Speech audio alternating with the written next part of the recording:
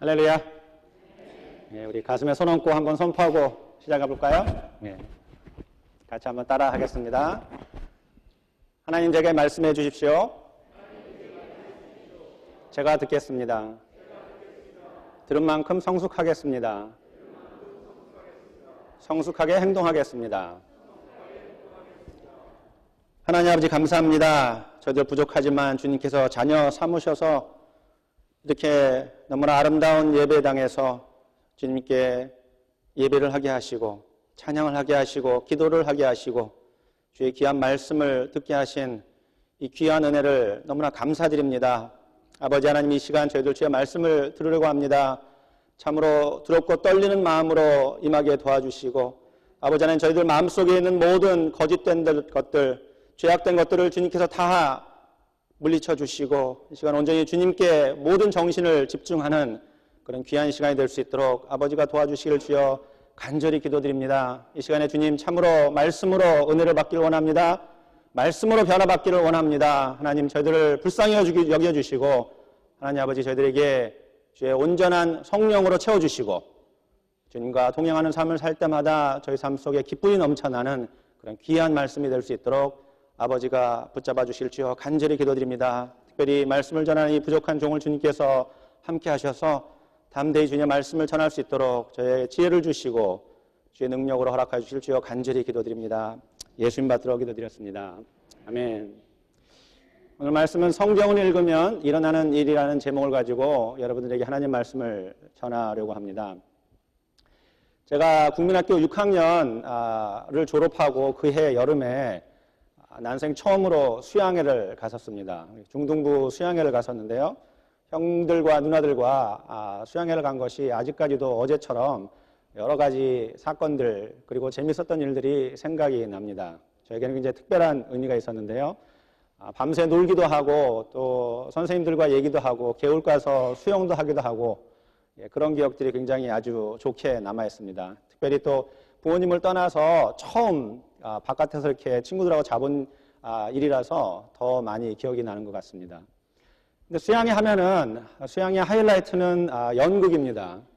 저희가 수양회 가면 항상 캠프파이어를 하기 전에 이제 연극을 하는데 이 중등부 수양회도 연극을 하였습니다. 그래서 선곡을 보통 저희들이 준비를 하는데 저는 이제 내심 속으로 기대를 했습니다. 내가 처음 이제 중등부를 올라왔는데 주연은 못해도 그래도 좀 이렇게 비중 있는 조연은 좀 해서 내가 중등부에 올라왔다는 것을 조금 사람들에게 알리고 또 인정도 받고 또 이런 그 내심 기대를 가지고 이제 조별 모임 선곡을 준비하는 모임에 갔습니다. 근데 여러 가지 이야기가 나는데 그 중에 중학교 3학년이었던 형이 하나가 이런 이야기를 했습니다. 올해는 매년 똑같은 선곡을 하지 말고 좀 색다른 걸 한번 해보자. 그러더니 그 의견이 그쪽으로 이렇게 막 집중이 되더니 결론이 패션쇼를 하기로 했습니다.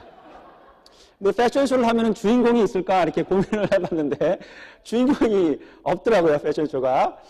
근데 안타깝게도 각자 어떤 패션쇼를 할까 이제 돌아가면서 이야기를 하다가 저에게 맡겨진 역은 뭐였냐면은 바로 여장을 하고 수영복을 입고 걸어가는 그런 역할을 맡았습니다. 굴욕입니다. 아마 제 인생이 그때부터 꼬이기 시작한 것 같아요. 저희 인생도 아마 이렇게 연극과 같은 것 같아요. 저희가 원하는 대로 이루어지면 얼마나 좋겠습니까? 저희가 상상하는 대로, 생각하는 대로, 내가 계획하는 대로, 준비한 대로 이렇게 이루어지면 얼마나 좋겠습니까마는 우리 인생은 내가 전혀 예측하지 못하는 여러 가지 일들이 일어나서 나를 힘들게 하고 어렵게 하고 때로는 굉장히 고난에 빠져 있는 듯한 그런 시기를 겪는 여러 가지 어려움을 겪는 것이 바로 저희들의 인생이 아닌가 생각을 합니다.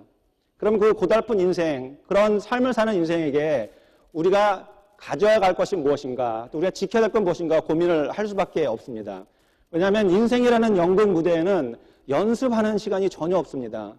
대본도 없습니다. 우리가 살아가는 이 길이 맞는 길인지 옳은 길인지 틀린 길인지도 전혀 알 길이 없습니다. 나보다 먼저 산 사람도 나와 같이 사는 사람도 내 뒤에 오는 사람도 내가 진짜 과연 이렇게 사는 것이 옳은 건가 이렇게 사는 것이 건강한 건가? 이렇게 사는 것이 바른 것인가? 이렇게 사는 것이 올바른 목적지로 향하는 것인가를 이 세상 사람들은 알 길이 전혀 없습니다. 근데 너무나 감사하고 너무나 의뢰스러운 것은 하나님께서는 우리에게만, 하나님을 사랑하는 우리에게만 인생을 어떻게 살고 어떤 목적으로 살고 어떤 방향으로 가야 되고 어떤 삶을 추구해야 되는지 너무나 자세하게 잘 알려주셨다는 겁니다. 할렐루야. 너무나 감사한 거예요. 너무나 감사한 거예요. 그 모든 것들이 이 말씀 속에 다 있습니다. 이 성경 속에. 이 성경을 보게 되면은 우리는 전혀 방황할 일이 없고, 우리는 성경을 보면은 내 삶이 이렇게 사는 것이 옳은 삶이라는 것을 확신을 가지면서 우리는 살 수 있습니다.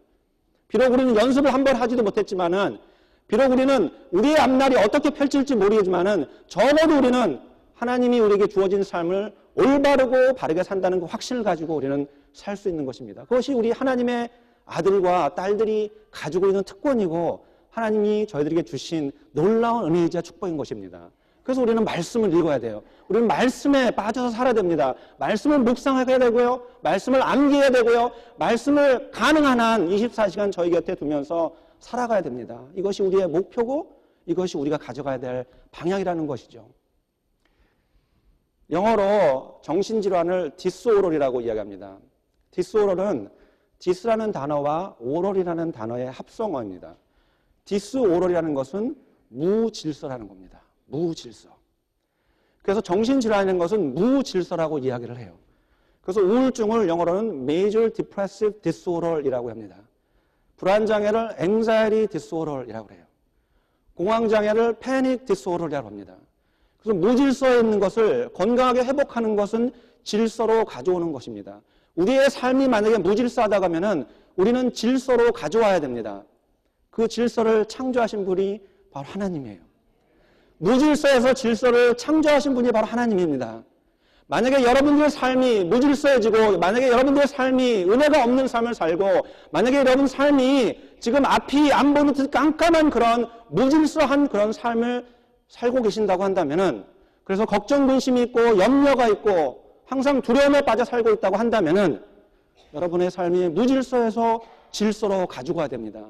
그 질서를 창조하신 분이 바로 하나님이라는 것을 여러분들이 기억하시기 바랍니다.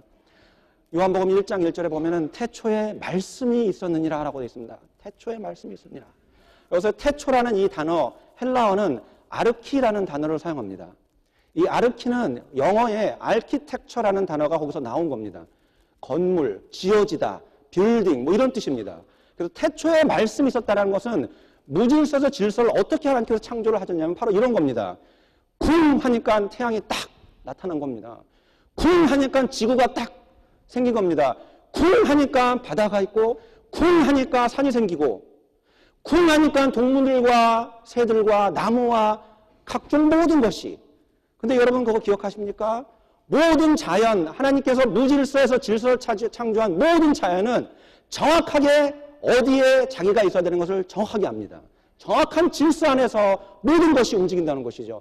태양은 어디에 서 있어야 되는 건지 정확하게 알고 있고요. 지구는 어떻게 태양 주위를 돌아야 되는지, 바닷물은 어디까지만 와야 되는지, 비는 언제 와야 되는지, 눈은 언제 와야 되는지 너무나 정확한 질서 가운데 모든 것이 이루어지고 있다는 것이에요. 엄청난 것입니다. 어마어마한 것입니다.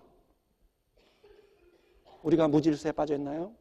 우리의 삶이 그런 상황에 빠져 있나요? 우리가 어떻게 해야 될까요? 질서를 창조하신 하나님 앞에 나와야 됩니다. 질서를 창조하신 하나님 앞에 나와야 돼요.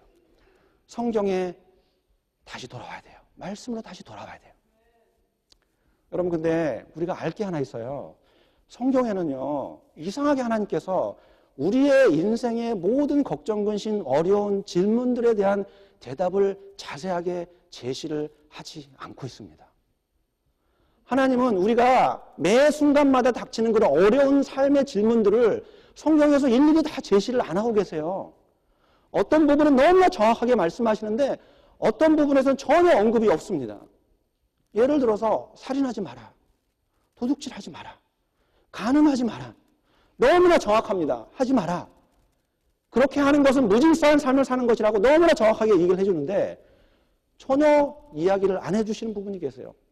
도박을 하지 마라는 말이 없습니다. 마약을 하지 말라는 말도 없어요. 마리화나를 저희가 피워도 되나요? 가끔 한번 기분이 좀 꿀꿀하고 그런 마리화나를 펴가지고 조금 기분도 좋게 하고 괜찮은 건가요? 우리는 그런 것들이 왜 하나님 뜻이 아니고 무질서한 삶이라는 것을 어떻게 알 수 있을까요? 성경에 말씀이 없는데 성경에 살인하지 말라라는 말처럼 마리화나를 하지 말라는 말이 없는데 우리는 그거를 어떻게 무질서한 삶이라고 알 수 있을까요? 그래서 성경을 읽는 것이 굉장히 중요한 겁니다. 성경을 읽다 보면은 어떤 놀라운 일이 일어나냐면은 우리가 이 아둔한 우리가, 이 바보선 우리가, 이 죄인 같은 우리가 하나님의 뜻을 조금씩 이해를 하고 간다는 거예요. 성경을 읽으면은 하나님이 이런 상황에서 내가 이렇게 생활을 하면은 무질서한 생활이라고 이야기하겠구나. 하나님이 이 상황에서 내가 이런 선택을 하면은 잘못된 선택이라고 말하겠구나. 라는 걸 내가 아는 거예요. 이거는 양심적으로 아는 것이 아닙니다. 여러분, 양심은 가치관에서 나오는 거예요. 양심은요, 여러분, 요즘 우리가 동성연애 문제가 굉장히 많은데, 그분들한테 양심은 동성연애가 전혀 문제가 없어요. 전혀 문제가 없어요. 근데 우리한테는 문제가 있어요. 그건 양심의 문제가 아닙니다. 우리가 성경 말씀을 몰라가지고 그냥 저절로 알아지는 게 아니라는 거예요. 하나님 말씀을 읽을 때, 하나님 말씀을 묵상할 때, 하나님 말씀을 암송할 때, 그래서 그 하나님 말씀이 내 삶의 중심이 되었을 때, 그래서 예수 그리스도께서 내 안에 거하실 때, 성령님께서 나를 인도하실 때, 그럴 때 우리는 도박하는 거 무질서한 거야, 잘못된 거야. 마약하는 거 잘못하는 거야. 세상 사람이 아무리 옳다고 해도 그건 잘못되는 거야 라고 우리는 알 수 있는 거예요. 왜 알 수 있을까요? 내 안에 계시는 성령님께서 나에게 말씀을 해주시는 거죠. 말씀을 묵상하니까. 말씀을 읽을 때는 그래서 보석을 캐는 심정으로 말씀을 읽어야 됩니다. 아주 간절한 마음으로 캐면은 더 귀중한 것이 나오겠지. 더 캐면은 더 귀중한 것이 나오겠지. 그런 식으로 말씀을 읽고 묵상을 하고 그래야 되는 거예요. 그래서 우리가 조금이나마 하나님의 뜻을 발견할 수 있다면 할렐루야입니다. 할렐루야. 조금이나마 할렐루야입니다. 그러면 우리의 삶이 무질서에서 질서로 오는 거예요. 무질서에서 질서. 우리 새소마음교회는 어떨까요? 만약에 우리 새소마음교회가 무질서에 있다고 그러면 우리 새소마음교회는 질서로 어떻게 와야 되나요? 말씀으로 돌아와야 됩니다. 하나님의 뜻이 무엇인지 우리가 알아야 돼요. 말씀을 바라보면서 말씀을 읽으면서 하나님의 뜻을 찾아야 됩니다. 같이 말씀을 볼까요? 오늘 본문 말씀입니다. 한번 열어보죠. 디모데후서 3장입니다. 여러분 성경책 다 보세요. 디모데후서 3장입니다. 제가 1절부터 한번 여러분들에게 읽어드리도록 하겠습니다. 너는 이것을 알라. 말세에 고통하는 때가 이르러. 지금 우리가 살고 있는 이 시대를 이야기합니다. 우리가 살고 있는 말세, 예수 그리스도의 재림을 기다리며 예배하는 이 시대, 바로 말세입니다.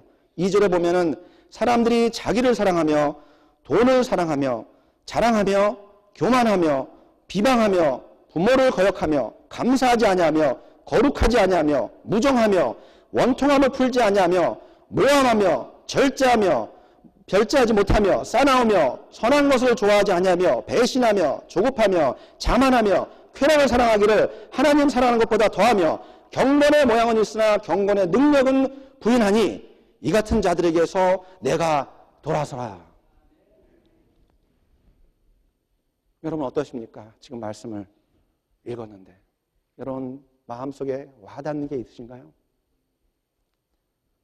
저는 이 오늘 설교를 준비하면서 이 앞에 구절만 거의 한 100번 정도 읽었습니다. 제가 왜 이 앞에 구절만 이 5절까지 100번 정도 읽었을까요? 읽으면 읽을수록 제 자신이 보여서 그랬어요. 읽으면 읽을수록 하나님께서 저에게 이야기하시는 걸 보였어요. 눈물이 났어요. 이 말세기에 피해야 할 사람이 바로 저라는 것을 제가 느꼈어요. 우리의 모습이 거기에 그대로 담아있지 않나요? 우리의 삶이.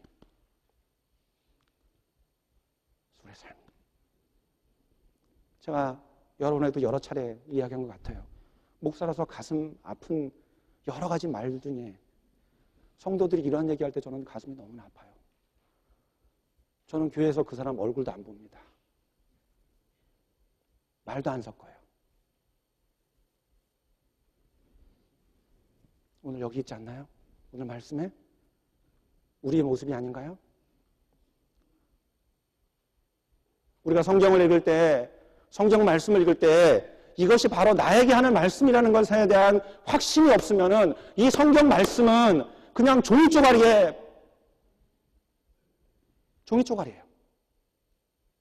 이 성경 말씀이 살아있는 하나님의 말씀이라고 여러분들이 진정 믿는다고 한다면은 이 말씀을 읽을 때 우리에게는 통곡하는 마음이 있어야 됩니다. 애통하는 마음이 있어야 돼요. 회개하는 마음이 있어야 돼요.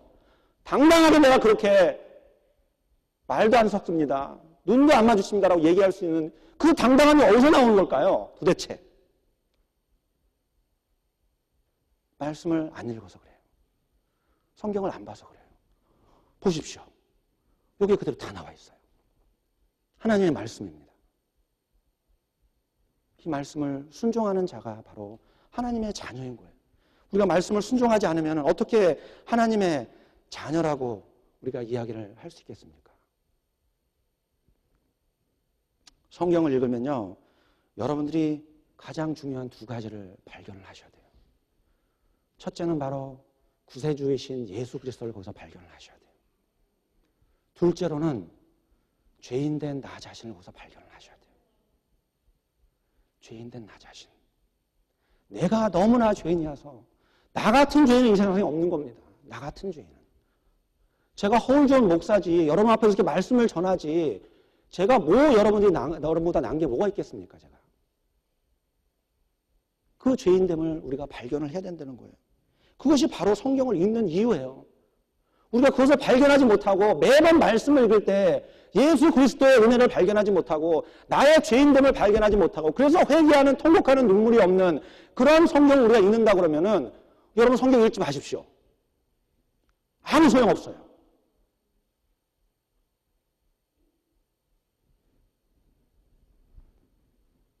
성경을 읽는다는 것은 하나님과 같이 호흡을 한다는 것입니다. 내 생각을 내려놓고 하나님 생각으로 채우는 거예요.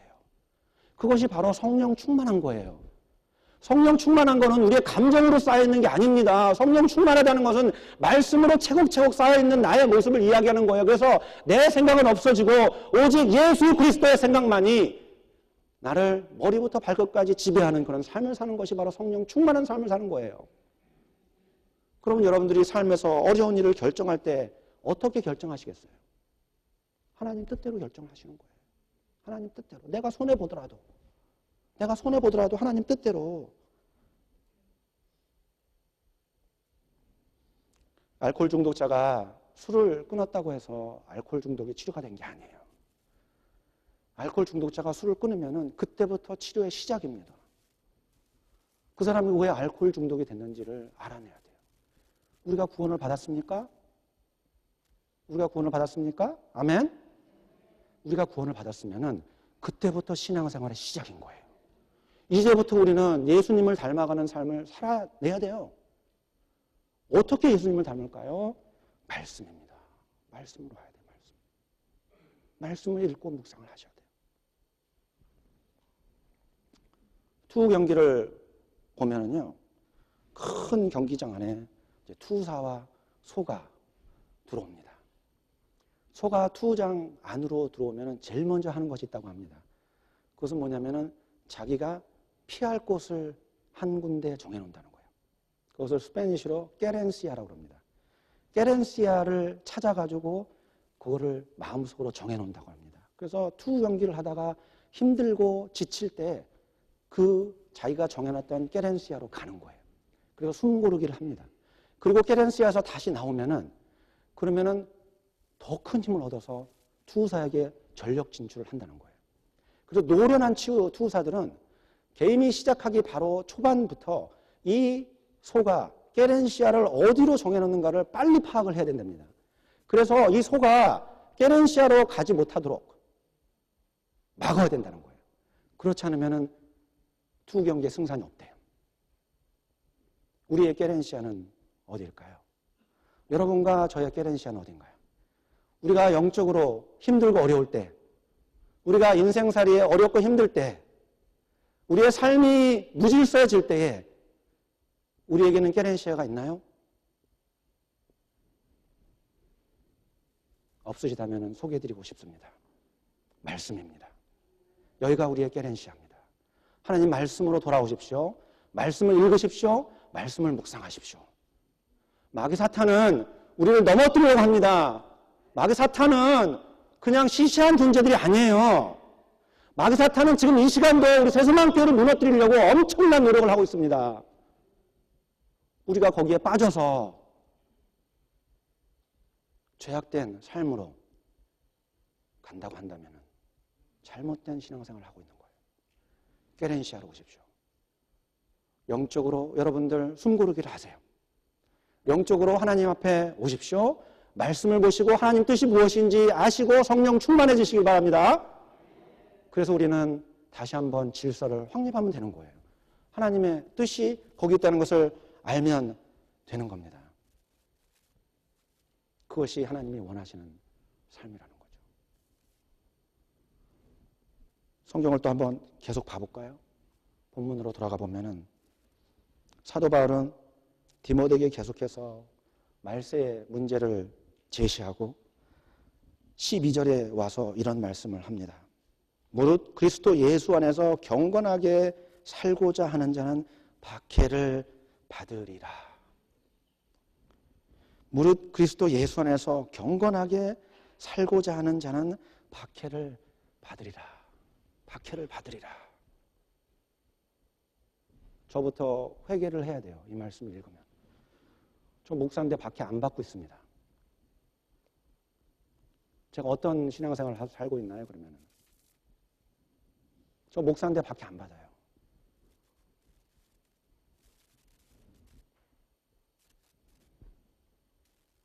저는 경건하게 살고 있는 게 아니에요. 하나님의 말씀입니다. 무릇 그리스도 예수 안에서 경건하게 살고 있는 자는 박해를 받으리라. 박해를 받으리라. 경건하게 산다는 것이 무엇일까요? 어떻게 사는 것이 경건하게 사는 걸까요? 경건하게 산다는 것은 자기 십자가를 지고 가는 거예요. 근데 여러분, 십자가는 나를 위해서 지는 게 아니에요. 예수님은 십자가를 자기 자신을 위해서 지지 않으셨어요. 십자가는 내 형제, 내 자매를 위해서 지는 거예요. 여러분 옆에 앉아 계신 분들을 위해서 지는 거예요. 여러분 마음속에, 이 강팍한 마음속에 예수 그리스도의 십자가가 살아서 움직인다고 한다면은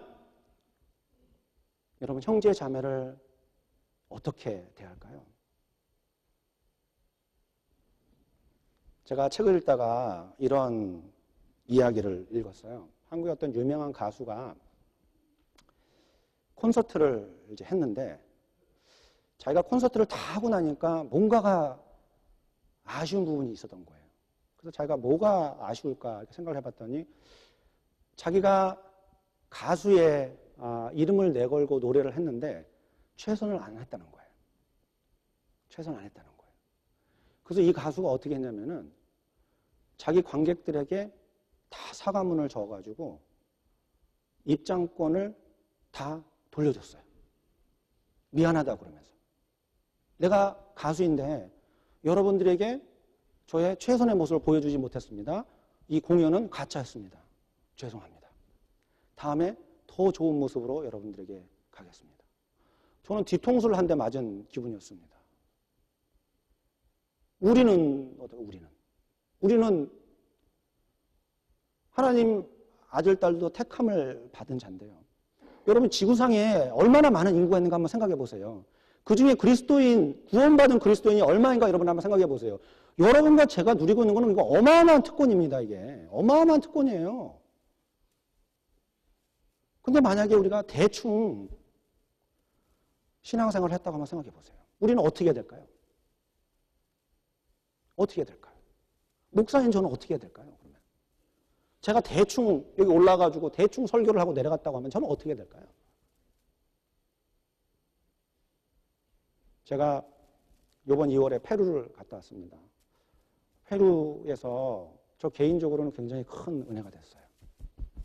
저에게 어떤 은혜가 됐냐면은 제가 예전에 성교를 굉장히 많이 갔습니다. 특히 우리 학생들 데리고 중고등부 EM 제가 사역할 때는 성교를 많이 갔어요. 근데 제가 성교 갈 때마다 가끔 실망을 한 게 있었던 게 뭐냐면은 저 선교사님은 선교사를 안 했으면 좋았을 뻔했는데 이런 분들이 계세요. 저 선교사님 선교사를 하지 말지. 뭐 입으로 제가 말은 직접 하는 거 아니지만 속으로 너무 안타까워요. 너무 안타까워.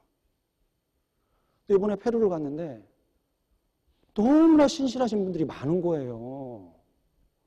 제가 굉장히 감동이었어요. 감동. 눈물 나게 감동이었어요.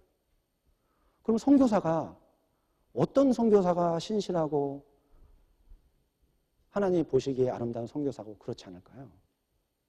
저는 이 한 가지면 된다고 생각해요. 그들이 현지인을 예수 그리스도의 사랑으로 대하나 안 되나 요거예요.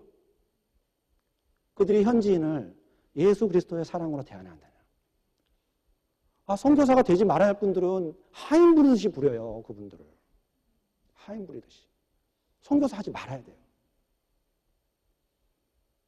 우리는 어떨까요? 여러분 십자가를 지십시오. 나를 위한 것이 아닙니다. 우리 형제 자매를 위한 것이에요. 우리의 십자가를 짓고 살아갈 때에 우리는 경건의 삶에 도달하는 것이에요. 그것이 하나님이 원하시는 삶입니다. 예배 시간에 와서 얼굴 잔뜩 찌푸리고 일주일에 한 번 오는 거니까 그냥 내가 와줬다 이런 식으로 앉았다 가는, 예배 드릴 때 마음은 엉뚱한 데 가 있고 하나님은 바라보는 마음은 없고 그냥 눈도장 찍는 것처럼 한번 찍고 가고,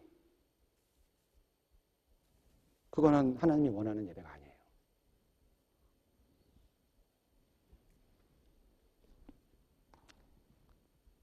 신학생이 신학교 처음 들어가면요, 신학생 1년차 때 첫 학기 때 펄르가므나라는 클래스를 합니다. 펄르가므나. 이 발음하는 것도 어려워요. 그래서 발음하는 데만 몇 주 걸리는 것 같아요. 펄르가므나. 네. 이 펄르가므나라는 클래스를 해요. 이 펄르가므나 클래스가 제가 7시 반에서 9시 반, 화요일, 목요일 2번, 2시간씩 하는 강의였어요. 제가 대학교 다닐 때 미국 역사학을 교양 과목으로 택했는데 8시 반 클래스를 했는데 제가 딱 2번 갔습니다. 그 클래스. F 받았어요. 2번째를 갔는데 다음 주에 파이널을 본다는 거예요. 근데 이 펄르가므나 클래스는 7시 반에서 9시 반까지 일주일에 2번 했는데요. 한 번도 빠지지 않았어요. 이 펄르가므나라는 클래스를 간단히 요약해서 설명하면 어떤 거냐면은 성경을 읽는 방법을 가르쳐주는 클래스예요. 성경을 읽는 방법. 저는 깜짝 놀랐어요. 그 클래스를 들으면서 제가 여태까지 성경 읽는 게 잘못 읽었더라고요. 성경을 읽기 전에 알아야 될 게 너무 많은 거예요. 성경을 읽기 전에. 읽은 다음에 알아야 될 건 뭐 더 많겠죠. 그죠? 근데 읽기 전에 알아야 될 게 너무 많은 거예요.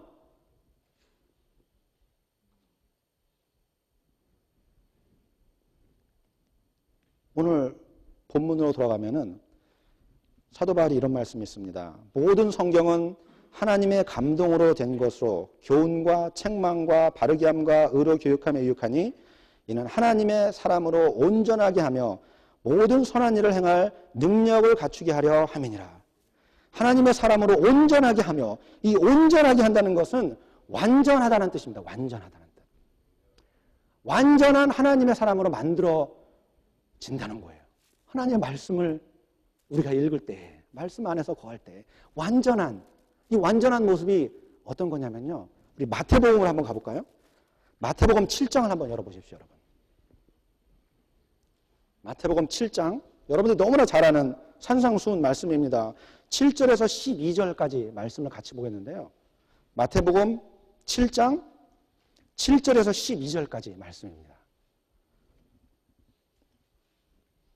마태복음 7장 7절에서 12절.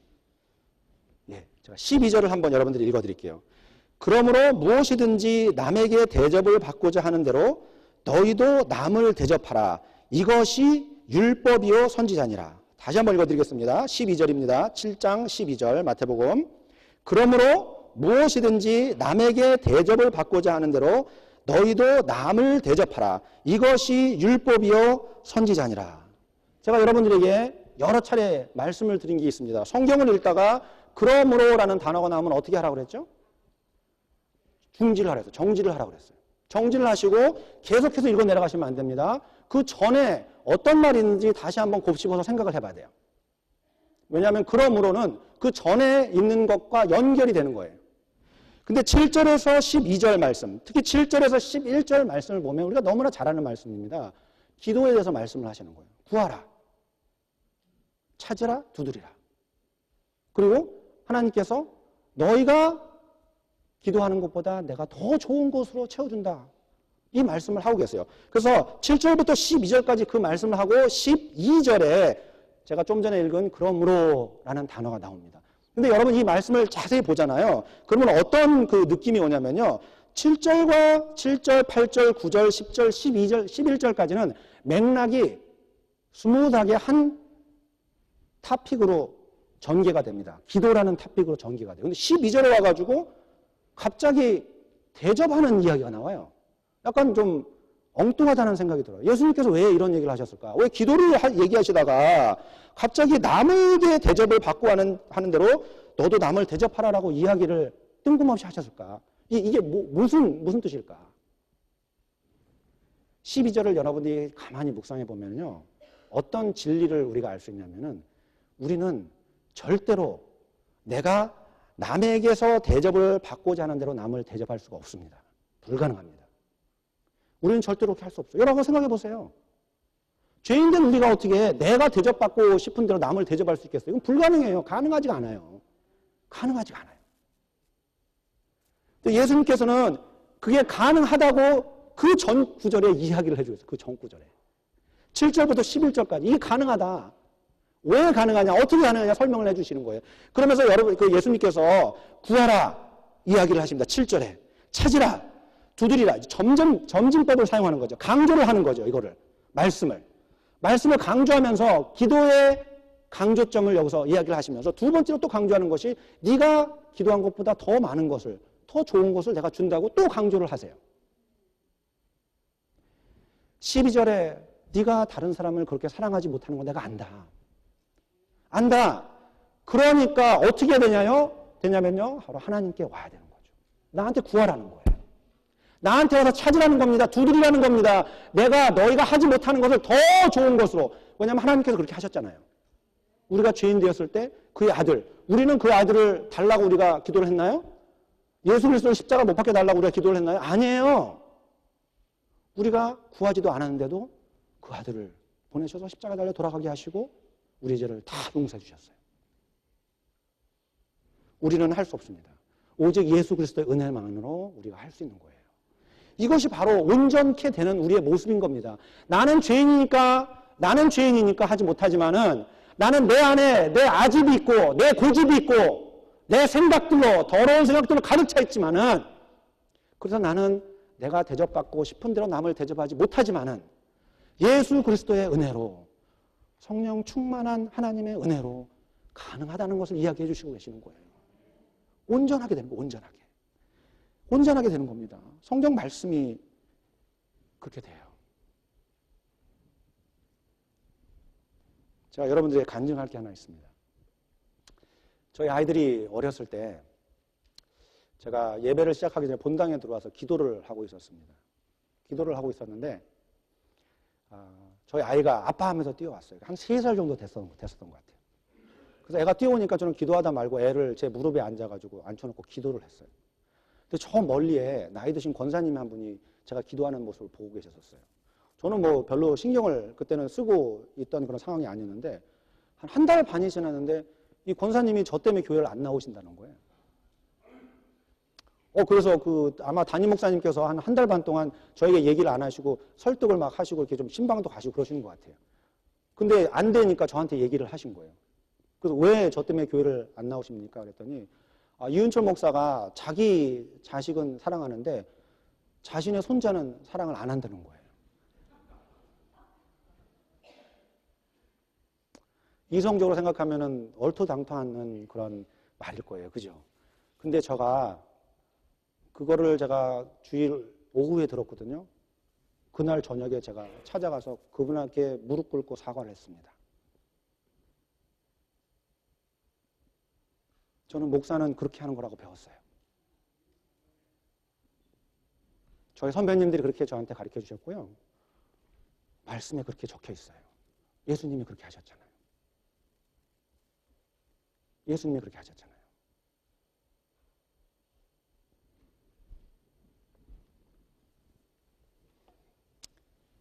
2007년에 세계적인 굴지 기업인 스타벅스가 위기를 맞이했습니다. 매출이 떨어지고 사람들이 비난을 하고 그런 상황에서 은퇴를 했던 하월 슐스 사장이 다시 복귀를 했습니다. 그래서 그가 첫 번째로 한 일이 뭐냐면은 전 세계에 있는 스타벅스를 하루 문을 닫아버렸습니다. 여러분 생각해 보십시오. 전 세계에 있는 스타벅스 하루 문을 닫으면 그 매출액이 얼마나 될까요? 어마어마한 돈이죠. 어마어마한 돈. 스타벅스가 365일 문 열어요. 하루 문을 닫고 뭐를 했냐면은 커피 만드는 바리스타 교육을 시켰어요. 커피집은 커피를 잘 만들어야 된다고. 그리고 그 다음 주에 3일 동안 전 세계에서 바리스타 컨퍼런스를 했습니다. 그가 그때 사용한 돈이 3천만 달러래요. 3천만 달러. 커피집은 커피를 잘 만들어야 되겠죠. 그죠? 교회는 뭐를 잘해야 될까요? 우리는 뭐를 잘하면 될까요? 말씀. 하나님의 뜻을 바로 하는 거죠. 이게 없으면 우리는 아무것도 없는 거예요. 예수 그리스도가 없으면 우리가 여기서 예배를 드릴 이유가 뭐가 있겠어요? 예수 그리스도가 없는데. 무질서해진 삶은 말씀으로 그 마음이 정리가 안 돼서 그래요. 무질서했는 삶은 내 자아가 살아서 내 생각대로 움직이는 삶을 살아서 그래요. 무질서한 교회는 말씀으로 하나가 되지 않아서 그래요. 여러분 우리 교회가 무질서해졌다고 생각하시나요? 여러분들의 삶이 무질서했다고 생각하시나요? 말씀으로 돌아와셔서 질서를 회복하면 됩니다. 성경을 읽으면 일어나는 일이 바로 삶의 질서이고 교회의 질서이고 세상의 질서입니다. 우리 믿는 사람들이 말씀으로 질서를 회복할 때에 하나님께서 놀라운 은혜를 주시는 겁니다. 다 같이 한번 일어나 보실까요? 성경을 같이 한번 들어보세요. 그리고 오늘 본문 말씀 한번 펴보세요. 디모데후서 3장. 성경이 없으신 분은 주보를 꺼내세요. 저희가 한 목소리로 3장 14절에서 17절까지 말씀을 크게 봉독을 같이 한번 하도록 하겠습니다. 준비되셨나요? 14절부터입니다. 시작! 그러나 너는 배우고 확신한 일에 거하라. 너는 네가 어려서 누구에서 배운 것을 알며 또 어려서 성경을 알았나니 성경은 능히 너희로 하여금 그리스도 예수 안에 있는 믿음으로 말미암아 구원에 이르는 지혜가 있게 하였느니라. 모든 성경은 하나님의 감동으로 된 것으로 교훈과 책망과 바르게 함과 의로 교육하기에 유익하니 이는 하나님의 사람으로 온전하게 하며 모든 선한 일을 행할 능력을 갖추게 하려 함이라. 저는 여러분들에게 오늘 이 설교를 마치면서 도전을 하나 해드리고 싶습니다. 스타벅스의 하월 슐스 사장이 스타벅스가 커피를 잘 만들어야 된다는 다시 기본으로 돌아간 것처럼 저와 여러분도 기본으로 돌아갔으면 좋겠어요. 오늘 여러분 교제 나누신 후에 집에 돌아가시기 전에 여러분들의 깨렌시아를 이 교회 어디서 찾으십시오. 그래서 오늘 본문 말씀을 여러분 묵상을 하고 돌아가세요. 여러분 모두 다 그렇게 해주십시오. 전부 다. 이 말씀 속에 내가 어떻게 거하고 있는지를 한번 오늘 집에 가기 전에 다시 한번 묵상하십시오. 그래서 이 말씀이 나에게 주신 말씀이다. 그리고 그 안에서 예수 그리스도의 놀라운 사랑과 그 은혜를 여러분들이 오늘 돌아가시기 전에 체험하시고 돌아갔으면 좋겠습니다. 기도하겠습니다. 하나님, 주님께 이 시간 기도합니다. 저들의 삶이 무질서해졌습니까? 말씀으로 돌아가게 도와주실 줄 간절히 기도드립니다. 하나님께서 말씀은 저희를 온전하게 해주신다고 하셨습니다. 하나님 아버지, 저희가 온전하게 되기를 원합니다. 말씀을 읽으면 생겨나는 일은 우리의 삶이 무질서에서 질서로 바뀌는 것입니다. 오직 예수 그리스도만이 우리의 삶을 주장하실 수 있으시고 우리가 성령 충만한 삶으로 말미암아 우리의 삶은 하나님께 영광되는 삶으로 거듭날 것입니다. 하나님, 우리 한 사람 한 사람을 기억하시고 우리 새소망교회를 주님께서 기억하시고 아버지께서 놀라운 은혜로 저희들 모두에게 채워주시기를 간절히 기도합니다. 예수님 받들어 기도드렸습니다. 아멘. 다 같이 찬양하도록 하겠습니다. 주를 향한 나의 사랑을 가사를 생각하시면서 하나님께 찬양을 드리도록 하겠습니다.